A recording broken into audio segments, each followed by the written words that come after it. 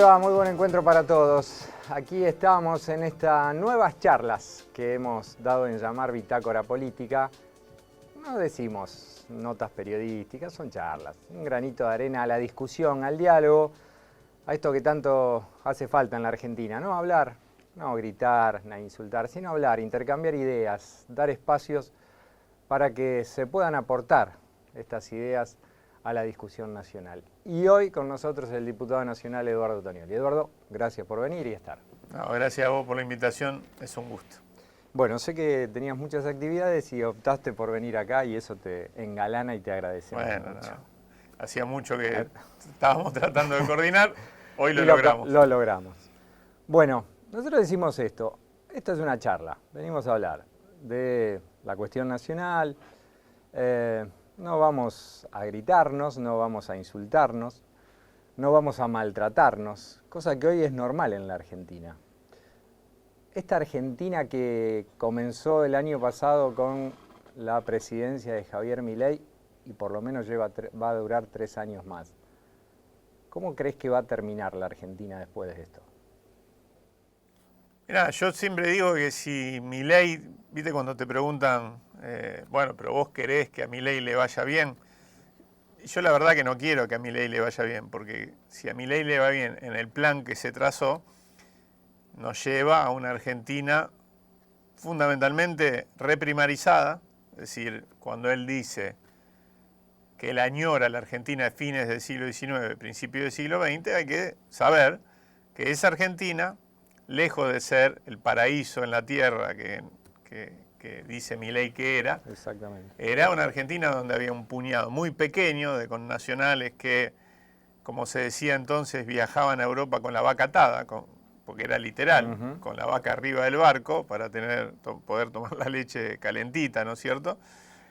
Mientras cientos de miles de argentinos y de extranjeros que venían a hacerse la América malvivían en las peores condiciones en establecimientos laborales como la forestal, para dar un ejemplo de nuestra provincia, o morían de enfermedades que ya en ese momento eran evitables en otros lugares del mundo, ¿no? Entonces, si Milei le va bien, vamos a una Argentina de esas características, reprimarizada y profundamente extranjerizada, mucho más de lo que ya está la Argentina extranjerizada, ¿no? En sus recursos estratégicos, etc. Y eso es una Argentina para, con toda la furia, 10 millones de argentinos y argentinas, ¿no? Pero además somos casi 50.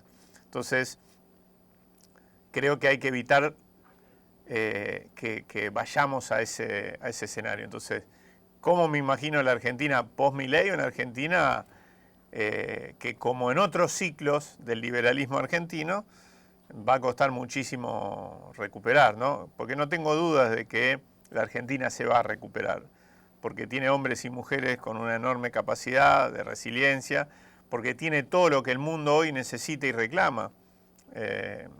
Agua dulce, energía, minerales, alimentos. El mundo está pidiendo a gritos eso, lo está exigiendo. El problema es si nosotros vamos sobre eso a construir nuestra fortaleza o en realidad lo vamos a convertir en una maldición, ¿no?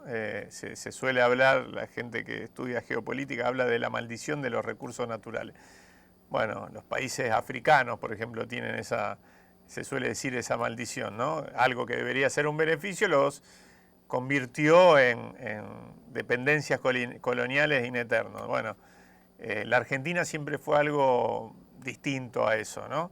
Y queremos que siga haciéndolo. Por supuesto, no estábamos antes del 10 de diciembre el mejor del mundo, ni ahí. No vas a encontrar en mí a alguien que diga eso. Pero nos están llevando al peor de los mundos, ¿no? Eduardo, vamos a hablar obviamente de tu rol como diputado y uno de los temas actuales es el presupuesto. Presupuesto que llamativamente el gobierno nacional no va a defender, es más, algunos hablan de que va a dejar que pase con la idea de seguir con el presupuesto del 2023. Sí. ¿Qué va a pasar? ¿Habrá o no presupuesto? Eso solo lo sabe el gobierno nacional. Por estas horas, estos días, tiene que decidir si llama a extraordinarias o no. Hay una presión muy fuerte de quienes tienen responsabilidades de gobierno en los niveles subnacionales, ¿no? Los gobernadores, los intendentes, por tener alguna certeza. Es decir, bueno, voy a contar con esto, con esta obra, etcétera. Y el gobierno parece estar cómodo con esta idea de no tener presupuesto. Reconozco que yo pensaba que sí iban a intentar tenerlo por condicionantes externos, ¿no? Los famosos mercados, mostrar algún grado de estabilidad política, que por supuesto está a luces vista que no hay estabilidad política ni social en la Argentina, pero que querían hacer ese gesto para poder mostrarle al mundo que acá estaba, entre comillas, todo bien. Parece que no tienen ni siquiera interés en eso, o en el debe y el haber, evidentemente les pesó más la idea de decir, che, gobernemos con el presupuesto prorrogado que nos deja las manos libres para hacer absolutamente lo que querramos, ¿no es cierto? Y ajustar donde querramos y favorecer a lo que querramos, porque es mentira que este es un gobierno de ajuste. Es un gobierno de transferencia de recursos. De hecho, el presupuesto muestra un poco eso, la propuesta que han hecho. Por supuesto, si tienen las manos libres, le van a dar más rosca a esa perspectiva, pero el presupuesto que presentaron, de alguna manera, espera más recaudación por impuesto a las ganancias, porque más trabajadores vuelven a pagar impuesto a las ganancias. Más recaudación por impuesto a los combustibles líquidos, porque están internacionalizando los precios de los combustibles y de los servicios públicos. Más recaudación por monotributo, lo que puede querer decir dos cosas o una combinación de las dos, o que están apostando a que más trabajadores pasen de la formalidad al monotributo, que es una pseudo formalidad, o que están pensando en aumentar exponencialmente el monotributo, lo que hay que pagar por el monotributo, claro. Todo eso, pero por otro lado hay una baja brutal de bienes personales, que es un tributo que deben pagar los grandes tenedores de inmuebles, de viviendas, etcétera, etcétera. Entonces, no es un gobierno solo de ajuste, es un gobierno de transferencia de recursos. Y en cada acción que lleva adelante, uno lo ve, porque hay grandes beneficios fiscales al gran capital, el RIGI quizá es la expresión más brutal de eso, y después te dicen que no hay plata, entonces hay que sacarle los remedios a los jubilados. Es criminal, ¿no? Sí, hoy escuchaba en estos días una referente de las organizaciones de jubilados diciendo textual: hoy por hoy los jubilados van a comprar lo que antes compraba en un paquete de pastillas o hoy compran un blister porque no les alcanza. Y lo que hace esta resolución de PAMI de directamente sacar los medicamentos gratuitos, hablan de un genocidio, textual, hablaba de un genocidio. Es que si vos no tomás los remedios te morís. Digo, en algunos casos, ¿no? O acortás tu expectativa de vida. El gobierno asumió diciendo la casta política. La casta para este gobierno indudablemente no fue la política, fue el trabajador y el jubilado. Indudablemente. El gobierno instaló en ese momento, el candidato Javier Milei instaló muy inteligentemente una categoría que es, al decir, vamos a parafrasear a Laclau, un significante vacío, ¿no? Algo que no se sabía bien qué era, pero que de alguna manera catalizaba el malestar válido, que tenía sus razones, evidentemente, de una parte importante de nuestro pueblo para con la política, la institucionalidad, etcétera, porque no le podía resolver los grandes problemas argentinos, ¿no? De esta etapa, los problemas de ingreso, de salario, de precariedad, la imposibilidad de convertir en realidad efectiva los anhelos de nuestro pueblo. Anhelos simples, pero cada vez más inalcanzables, ¿no? Hablamos de poder tener un laburo, poder tener un ingreso que te permita vivir, poder ahorrar algo, poder construirle una pieza a tu hijo en el patio de atrás, o acceder al techo propio de acá a X tiempo, pero con un horizonte que uno sabe que puede hacerlo, poder salir y tomarte un mato en la vereda sin que te peguen un tiro. Como eso aparece como algo muy lejano, bueno, por supuesto que hay una insatisfacción con respecto a la democracia, sus instituciones, la política, etcétera, creciente.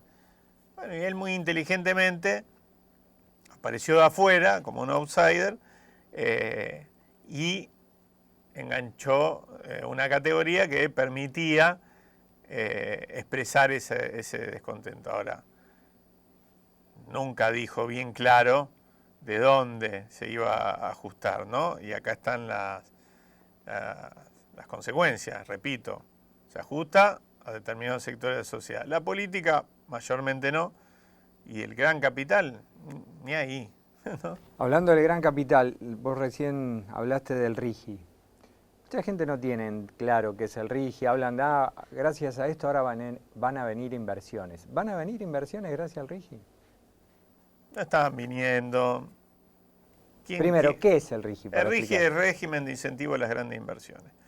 Es una propuesta que estaba incorporada a la ley Bases en sus distintas versiones y que finalmente salió aprobada en el marco de la ley Bases. ¿Qué es lo que contiene, para decirlo en términos crudos? Es una serie de beneficios fiscales, impositivos, aduaneros, etcétera, para quienes de determinadas inversiones para arriba, digo, estamos hablando de montos multimillonarios en dólares, vengan y pongan para algunas actividades, generalmente primario extractivas, básicamente, ¿no? Con la idea, o por lo menos eso dice el discurso, de que eso lo que va a hacer es que vengan las famosas inversiones y generen desarrollo en nuestra región, etc. ¿Qué decimos nosotros? En realidad no hay ninguna disposición más allá de que después en el debate se terminó incorporando algo que es potencial y que en realidad no termina siendo ni siquiera obligatorio, más allá de lo que es obvio que cada una de estas empresas, si viene e invierte, hay algo que tiene que ver con el funcionamiento en territorio argentino. No sé, no vas a traer el catering de afuera, por ejemplo, ¿no? Que seguramente derramará, pero es mínimo. No hay ninguna obligación de generar compras en el mercado local de insumos, ni siquiera de contratar trabajo argentino, etc. Es una apuesta a la economía de enclave, ¿no? Extractivista exclusivamente. Y en realidad esto no... ¿Por qué te cree que Elon Musk tuitea cada tanto y qué bueno, Milei es un capo, etcétera? Porque coincide en términos políticos e ideológicos, no, sino porque tiene ganas, o sea, tiene interés en el litio argentino y ve ahí una oportunidad. Pero eso no se articula con la generación de más mercado interno, con la generación de proveedores locales, no derrama absolutamente nada. Y además ya lo vivimos, es lo mismo que vivimos en los 90, lo mismo que vivimos con Martínez de O, etc., ¿no? La falsa ilusión de que insertándonos en el mundo de manera más dependiente que nunca, el mundo va a ser bueno con nosotros y desde ese lugar vamos a desarrollarnos. La Argentina se desarrolló con potencia y con todos adentro, o con una buena parte de los argentinos adentro, cuando pudo desarrollar su industria nacional, cuando pudo desarrollar un mercado interno fuerte, cuando tuvo movilidad social ascendente. Estamos yendo en el camino inverso. ¿Estábamos bárbaros? No, no estábamos bárbaros. Ahora, esto no soluciona ninguno de los problemas que tiene la Argentina.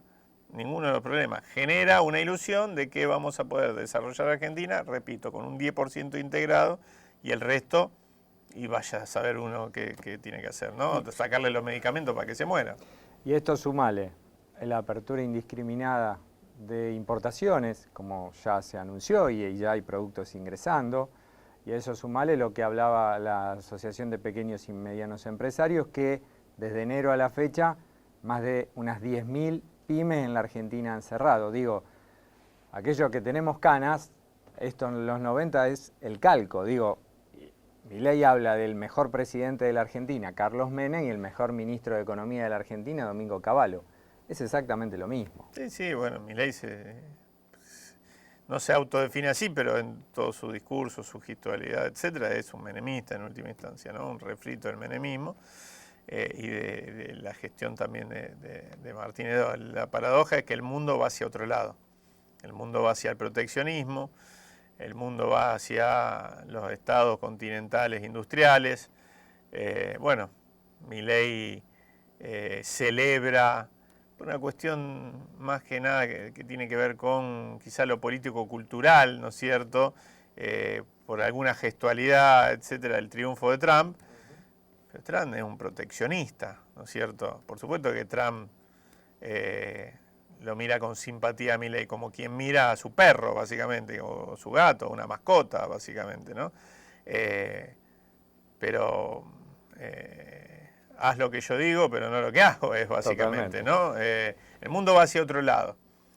Este es un experimento en el mundo de hoy que es como una rara avis, ¿no?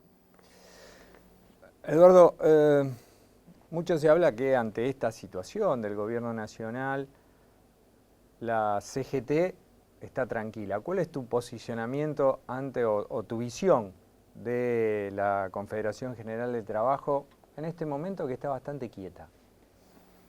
La CGT es un órgano colegiado, la CGT no es una sola cosa. Hay distintos gremios, cada uno asumiendo distintos roles o que tienen distintos niveles de enfrentamiento con el gobierno y sus políticas. A mí no me gusta decirle a los trabajadores y a sus representaciones qué es lo que creo hacer, porque con todo derecho, mucho más ellos hacia nosotros, porque somos representantes del pueblo, es decir, yo no soy ni camionero, ni metalúrgico, soy docente universitario y tengo mi gremio y en todo caso ahí tengo que hacer los reclamos que yo crea que tenga que hacer, ¿no? Pero creo que es un momento complejo para todos los sectores, porque uno pareciera que hay fluctuaciones en el conflicto social frente a un gobierno que arrasa con todo, ¿no? Y evidentemente creo que eso también eso colectivamente genera como un impacto, ¿no? Porque es como nuevo, ¿no? Esto. Pero sí también he visto durante este año que hubo grandes reacciones a muchas de las políticas de este gobierno. De hecho, quiero recordar que en enero de este año una gran parte de las fuerzas políticas con representación parlamentaria, comunicadores, periodistas, formadores de opinión, salieron a decir, che, pero ¿cómo le hacen un paro si recién asume? También habría que ver que, un paro general, ¿no? Estoy hablando del 24 de enero. Sí. Hay que ver que tampoco hay antecedentes de un gobierno que tan rápidamente agreda tan profundamente el ingreso de los trabajadores, sus condiciones de vida, etcétera, ¿no? Entonces, hubo hitos en este año de confrontación de distintos sectores que tuvieron la capacidad en cada uno de esos momentos de articular mucho más que el reclamo parcial. 24 de enero, a mí me tocó estar en Buenos Aires por razones obvias en el Congreso de la Nación, y esa plaza del Congreso y muchísimas cuadras a la redonda expresaba a la CGT, a la CTA, a la UTEP, los movimientos sociales, pero también una columna enorme del mundo de la cultura, encabezada por banderas como la del Fondo Nacional de las Artes, ¿no? El Fondo Nacional de las Artes, para quien no sabe de qué es, lo inventó, lo creó Victorio Campo, es decir, posiblemente los que estaban en esa columna en su vida habían pasado a 3 kilómetros de la sede de la CGT ni querían tener nada que ver, entonces tuvo una capacidad de articulación de distintos sectores que estaban siendo agredidos por algo concreto que es la ley base, que tiraba piña para toda la ley base. La movilización universitaria también expresó a distintos sectores que salieron a rechazar no solo el ajuste en materia universitaria. Y fíjate que cada una de esas instancias tuvo un impacto en el Congreso de la Nación. A la movilización del 24 de enero le correspondió la caída posterior de la ley base. A las movilizaciones universitarias correspondió que el Congreso, que hasta ahí venía más preocupado en qué decía Milei si tuiteaba en contra de los diputados, cómo le facilitaba las cosas al gobierno y se bajaba los pantalones básicamente, cambió la agenda y empezó a discutir las jubilaciones, el presupuesto educativo, qué pasa con las provincias, qué pasa con los subsidios al transporte del interior, etcétera, ¿no?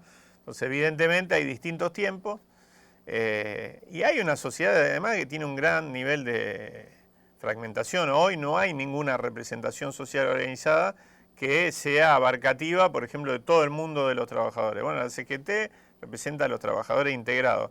la mitad de la población económicamente activa. No porque estén todos afiliados a los gremios, pero sí expresa de alguna manera eso, ¿no? Tenemos una sociedad también producto de la acumulación durante décadas de políticas neoliberales y sus consecuencias, o de gobiernos que sin adherir a esa política tampoco han transformado radicalmente la estructura social argentina, etcétera, que hace que uno pueda decir que no hay un sector o una organización de los trabajadores que representa el conjunto, no hay hoy instituciones de la sociedad civil que uno diga tengan ascendente sobre el conjunto de la población, ¿no? Somos una sociedad, como decía antes, muy fragmentada. Entonces no es fácil organizarse en ese marco en rechazo a lo que uno ve que es una agresión permanente de un gobierno en este caso, ¿no? Lo dijiste recién, mientras estaba exponiendo, el tema del transporte. Cuando fuiste diputado y hace poco cumplió años tu participación cuando fuiste a hablar por el tema primero de los centros de estudiantes, pero también por el tema del transporte y el tema de los trenes.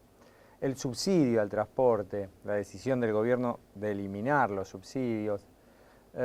Primero, ¿ya está definida para vos esa decisión de 0 pesos al subsidio para el transporte o hay chances de volver algo a las provincias? El gobierno ya tiene la decisión tomada. Lo que han hecho es enmascarar esa decisión, instalando la idea de que ellos lo que quieren hacer es subsidiar la demanda y no la oferta.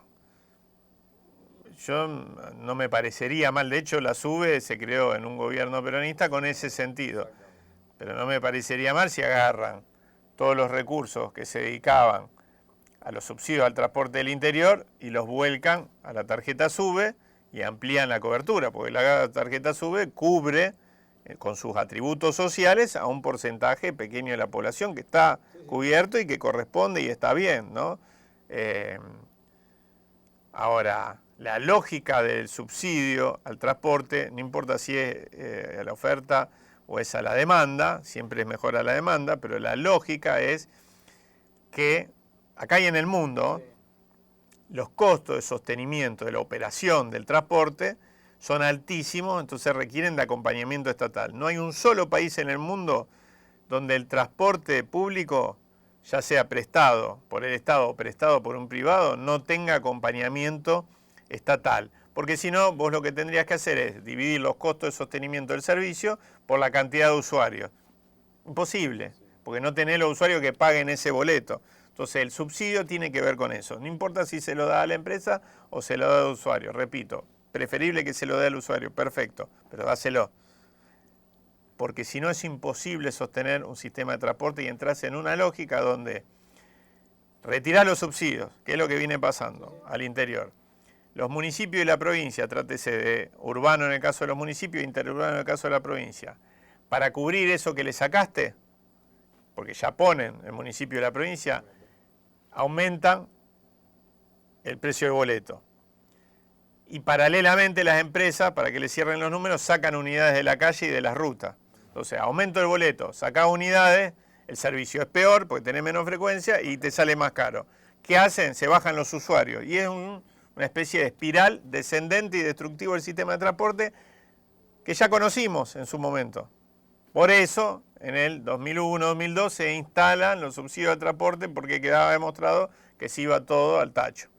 Bueno, al gobierno esto no le interesa si implosionan los sistemas de transporte, porque dicen es responsabilidad de los municipios, de la provincia, nosotros nos desentendemos.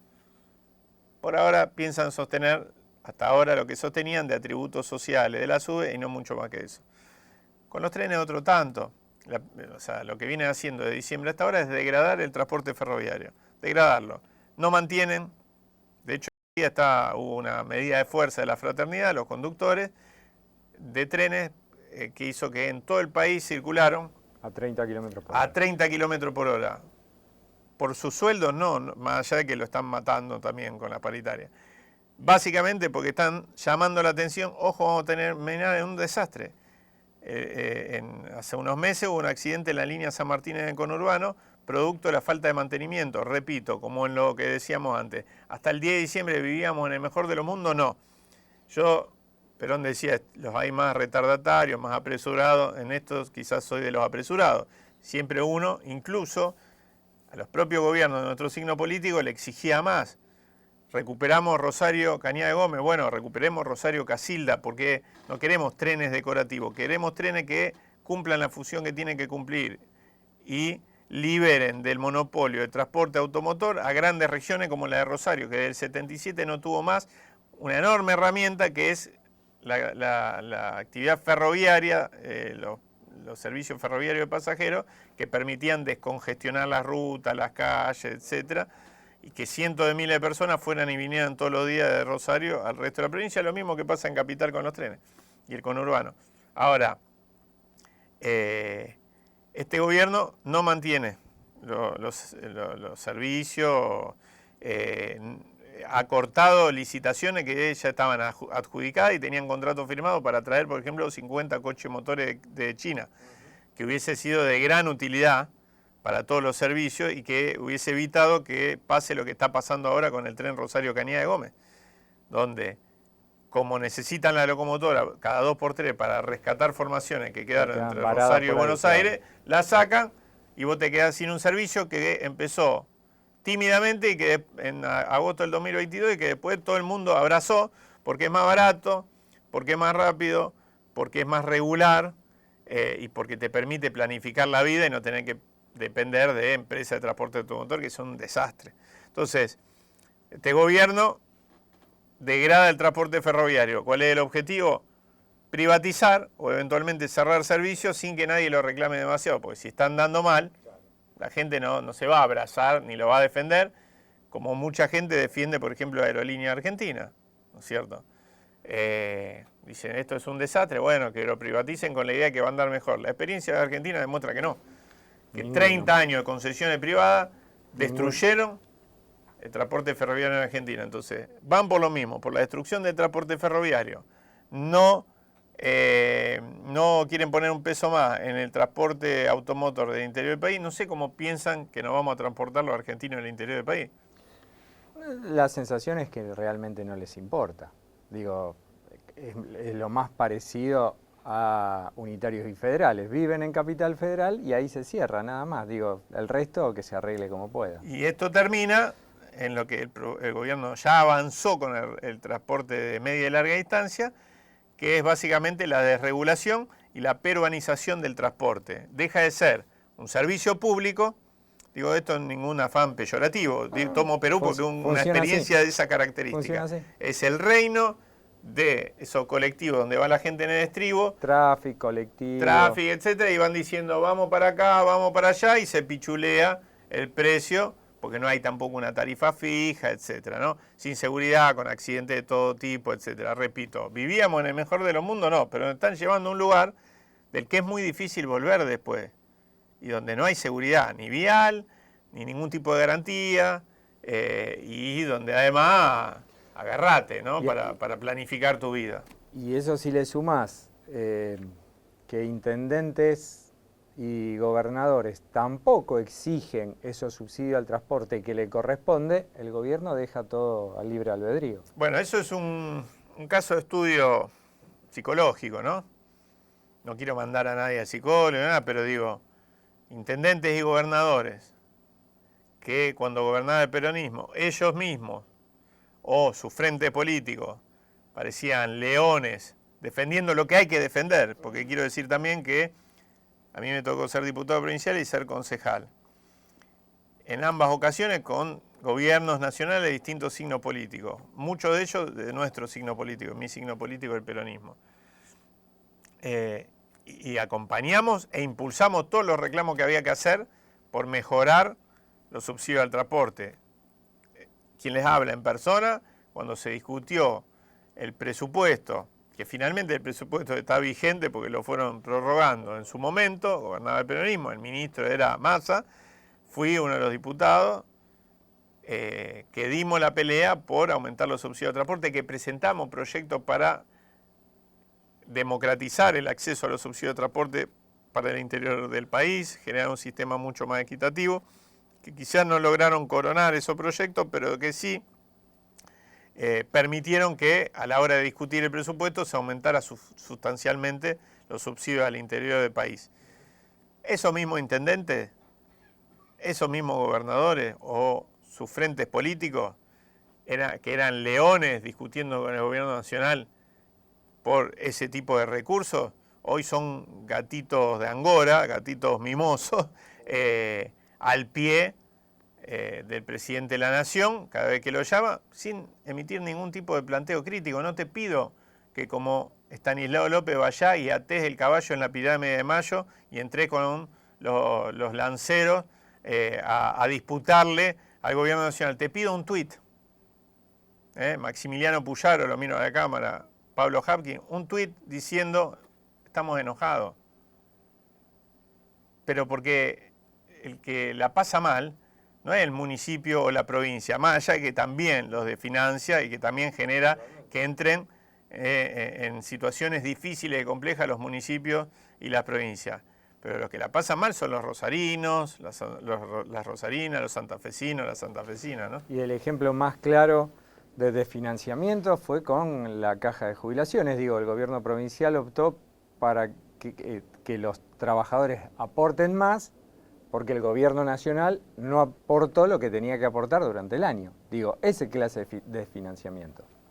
La cuestión previsional en la provincia de Santa Fe y la reforma previsional que se hizo es un termómetro de cómo se maneja el gobernador Maximiliano Puyaro en la tormenta que estamos viviendo a nivel nacional y cómo traslada esa tormenta a territorio santafesino. Una reforma innecesaria, básicamente porque la caja provincial tenía un déficit manejable, que en un 85% se explicaba por la deuda que tenía Nación con la provincia, y un gobernador que decide, para no ir a reclamarle al Poder Central, ajustar para abajo y hacer que los trabajadores paguen más durante más tiempo por jubilaciones más magras y que las trabajadoras en particular se terminen jubilando más tarde. Entonces, duro con lo de abajo, blando con lo de arriba y sobre todo con el Poder Central y con los porteños, ¿no? Entonces, me parece que se requiere otra vehemencia para defender los intereses de la provincia de Santa Fe. Ojo, la provincia de Santa Fe no es solo el complejo primario exportador, porque a veces dicen, vamos a defender, de hecho el gobernador nos citó en enero, cuando se discutía la ley base, para que nos pongamos de acuerdo para que paremos el aumento de retenciones para distintos sectores, cosa con la que coincidíamos, porque no tenía ningún sentido, pero cuando eso quedó afuera de la ley base, ya no nos llamó más para pelear por los docentes a los que le sacaron el FONIT, o para pelear por los jubilados de la provincia de Santa Fe, a los que se les metía la mano en el bolsillo, o para pelear por la industria, o para pelear que, así como había un RIGI, haya un régimen de incentivo para las pymes, tan importantes en la provincia de Santa Fe, o para la actividad industrial, o para todo lo que agregue valor, ¿no? Entonces digo, la defensa de los intereses de la provincia de Santa Fe es la defensa de los hombres y mujeres que viven, que trabajan, que producen, que construyen comunidad en la provincia de Santa Fe, no solo para algunos sectores del capital, ¿no? Bueno, ya que venimos a la provincia de Santa Fe, hoy uno de los temas candentes en el territorio santafesino o en la política es la reforma constitucional. ¿Cuál es la decisión del peronismo hoy por hoy? Porque ha habido idas y vueltas. Mira, esta es una reforma que se explica exclusivamente en el interés del gobierno provincial por la reelección del gobernador. No hay que darle demasiada vuelta. Y que además, en el proceso o en los tiempos que le ha puesto el gobernador a la discusión de esto, la ha convertido en una reforma que se discute exclusivamente dentro de la superestructura política, ¿no?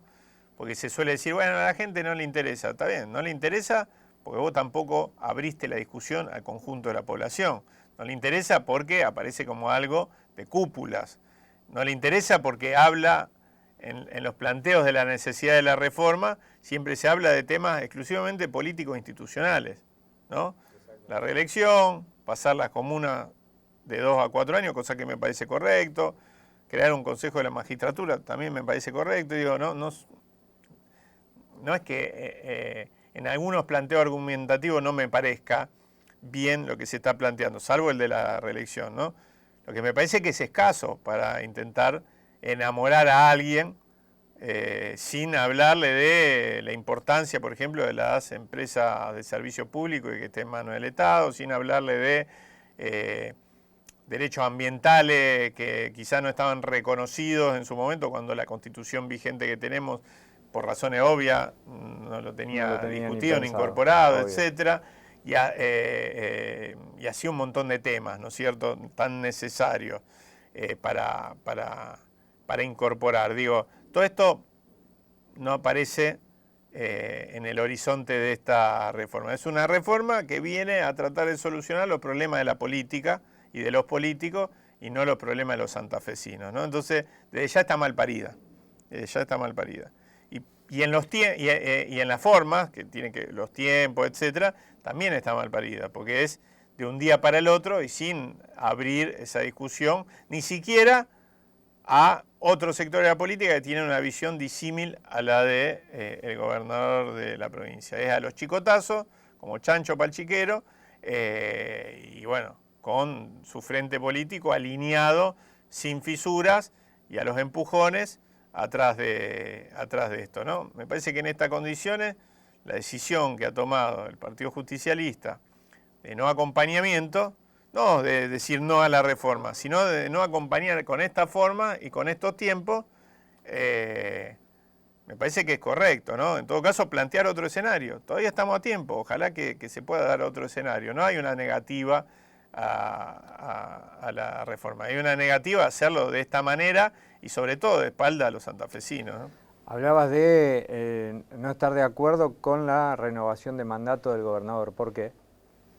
Porque me parece que para generar un proceso institucional transparente, sin dobles lecturas, y que de alguna manera ponga a la provincia de Santa Fe en un lugar de reconocimiento incluso hasta nacional, donde hay una reforma que no aparece mezclada con el interés particular del gobernador, lo mejor sería que se habilite la reelección, pero a partir de la próxima elección del gobernador que venga después, ¿no? Que el que lo impulsó y que además todo hace entender que va a encabezar la lista de constituyentes de su sector político, sea el que impulse su propia reelección. No me parece sano, pero bueno, son puntos de vista, ¿no? Por lo que se escucha, por lo que se deja ver, algunos diputados del peronismo estarían, o el sector de Perotti, estaría cerca de dar el sí para esta reforma. ¿Cuál es la opinión?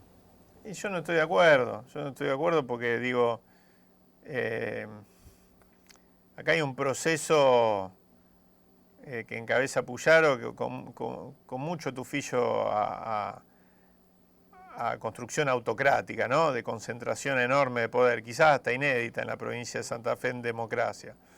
Y mirá que hemos pasado por algunos, incluso representantes de mi partido político, de lo que nosotros nos oponíamos, pero que a todas luces lo hacían en nombre del Partido Justicialista, con algunos niveles de delirios autocráticos. Pero me parece que se está pasando, lo vemos en lo que está haciendo con la justicia, y no me refiero a la relación con la Corte, etcétera, me refiero a los trabajadores de la justicia, el intento de tener cámaras adictas, de jueces adictos, etcétera. Lo vemos en lo que hace con los trabajadores públicos. Sí, de las empresas públicas. De las empresas públicas, etcétera, ¿no? Y el peronismo no puede acompañar eso. El peronismo tiene que ser una voz cantante que defienda a los trabajadores. El peronismo tiene que ser una voz cantante que defienda otra idea de provincia, que defienda otra idea de institucionalidad, ¿no? Incluso siendo autocrítico con los mismos procesos que tuvo en la gestión. Mirá que vos sabés que yo he sido muy crítico y mi sector político de Perotti. Incluso de alguna gestualidad que hizo en algún momento con los docentes, donde amagaba descontarle los días de paro, los apretaba con eso. Bueno, después se lo terminaba devolviendo. No me parece bien, digo no que se lo devuelva, sino que amague con sacárselo. Ahora, tengo que decir que Puyaro en ese sentido se pasó varias estaciones, ¿no? Así que como fui crítico con un gobierno de mi signo político, y así no voy a hacer con un gobierno de otro signo político que ha llevado las cosas a un extremo mucho más grande. Todo eso, creo que hay alguna instancia para mostrar la disidencia con eso, más allá que estés en minoría. A veces es importante plantar bandera, porque el día de mañana eso también va a ser reconocido, cuando veamos los resultados de políticas de estas características, ¿no? Que combinan pretensiones autocráticas con políticas que son las que vienen a nivel nacional, políticas liberales, de verdugueo a los sectores de trabajo, etcétera, ¿no?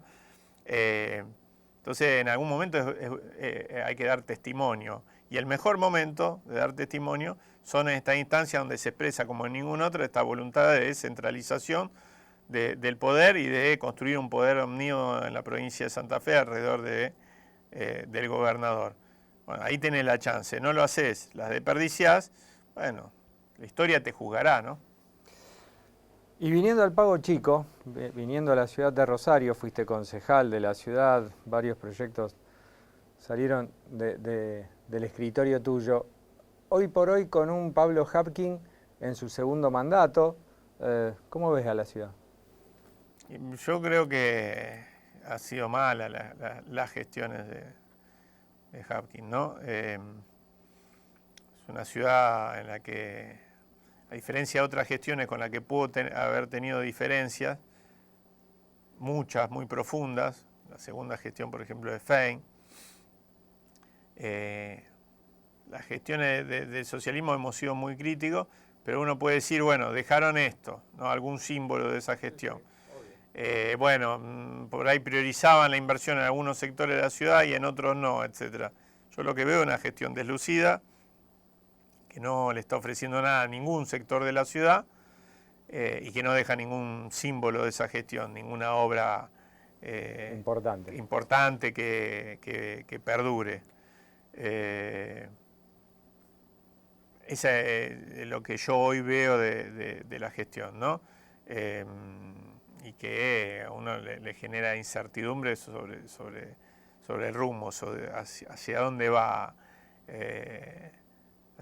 Rosario. Repito, en algún otro momento uno podía no estar de acuerdo, pero decía, bueno, hay un perfil, se decide priorizar un sector de la ciudad por la otra. Hoy veo un gran deslucimiento de la gestión municipal en todas las áreas, ¿no? Y algunas con más profundidad. Yo laburé durante mucho tiempo el tema del transporte. Está claro que impacta lo nacional. Ahora, impacta lo nacional sobre la base de una gestión mala, pésima en materia de transporte local, ¿no? El abandono de los barrios, que siempre fue algo que subyacía de las políticas municipales, que parecía no tener demasiado interés en invertir ahí, hoy se ha profundizado como nunca, ¿no? Y además se profundiza en base a que, por ejemplo, no sé, el trabajo que el municipio le daba a cooperativa de trabajo para que hagan mantenimiento general de la ciudad, etcétera, bueno, se achicó. Entonces todo eso se ve en la cotidiana. Yo no vivo en las torres de la Costanera, ni vivo en el centro, ni vivo en un barrio cerrado en las afueras. Vivo en la zona sur de Rosario, entonces la veo, no me la tienen que contar. Como dicen, el tiempo en televisión es tirano, Tonioli. Pero antes de irnos vamos a hablar un poquito de política, ¿te parece? Porque el fin de semana hubo un encuentro importante en la Facultad de Ciencias Políticas. Varios sectores del peronismo se estuvieron debatiendo. ¿Qué se debatió? ¿Qué va a pasar? ¿Por qué ese encuentro justo ahora? En realidad, sí, sectores del peronismo y del no peronismo. Y del no peronismo.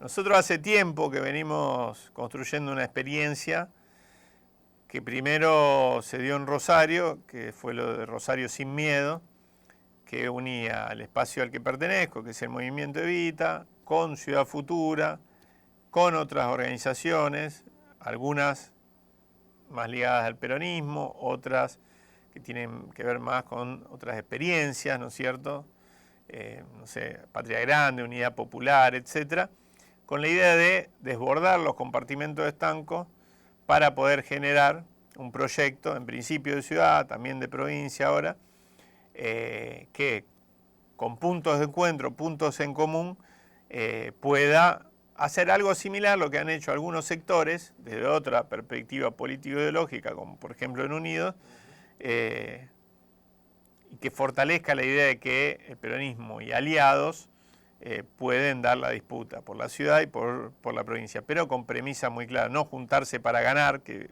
evidentemente hemos tenido experiencia en el último tiempo que no han salido del todo bien, sino juntarse para ganar, pero con un proyecto, claro. Y un proyecto que no salga de una habitación de 4x4, donde en una mesa se sientan 4 intelectuales o 4 planificadores y dicen, bueno, vamos a ir por acá, vamos a ir por acá, vamos a ir por acá. Sino que surja del trabajo permanente de las organizaciones de la comunidad, los gremios, los sindicatos, las organizaciones sociales, los credos, las vecinales, las cátedras universitarias, todos los que de alguna manera piensan la ciudad, algunos desde su perspectiva más pequeña y en la actividad que vienen desarrollando, otros con una mirada más integral, y de ahí salga un proyecto conjunto. Bueno, lo que estamos haciendo para terminar este año es como una especie de asambleas en Rosario, en Santa Fe, en otras localidades más pequeñas, para la puesta en común de todo eso, y claro, no nos vamos a hacer los sonsos. De cara al año que viene, que se viene un proceso electoral, también decir, che, ojo, nosotros estamos acá y vamos a salir a la cancha expresando todo esto, ¿no? Con la perspectiva de que la política recupere algo de su potencia transformadora. Pues estamos cansadas de que propios y ajenos sean grandes propositores de grandes transformaciones, que cuando se llega después a los gobiernos locales, provinciales o a cualquier gobierno, a cualquier nivel del Estado, esté por delante la excusa de decir, che, esto no se puede, porque esto no se puede, o porque el poder no nos deja. El poder también es la posibilidad de juntarse desde abajo y hacer las transformaciones necesarias que necesita Rosario, que necesita la provincia de Santa Fe, que necesita la Argentina. Esto nació un poco de la frustración y la impotencia que ha generado gobierno de nuestro propio signo político, donde la excusa estaba primero que las transformaciones que nuestro pueblo exigía, que es lo que terminó pariendo a este muchacho Milei, la imposibilidad de la política de transformar la realidad y, como decía antes, convertir en realidad efectiva los anhelos de los argentinos, parió este monstruo. Bueno, hagamos la cosa como se tienen que hacer, ¿no? Con el protagonismo de la gente por delante y no 4 dirigentes de traje diciendo, bueno, ahora vamos para acá porque la tengo clarísima, quedó claro que no es así, ¿no? No vamos a hablar de Newell, yo quería, pero no vamos a hablar de Newell, no vamos a hablar de Central tampoco. Eso lo vamos a hacer en la próxima porque obviamente te vamos a volver a invitar. Desde ya muchas gracias, y es en este lugar, este granito de arena, la idea es esta, charlar, debatir y nada más. Te agradezco mucho, me encantó el programa.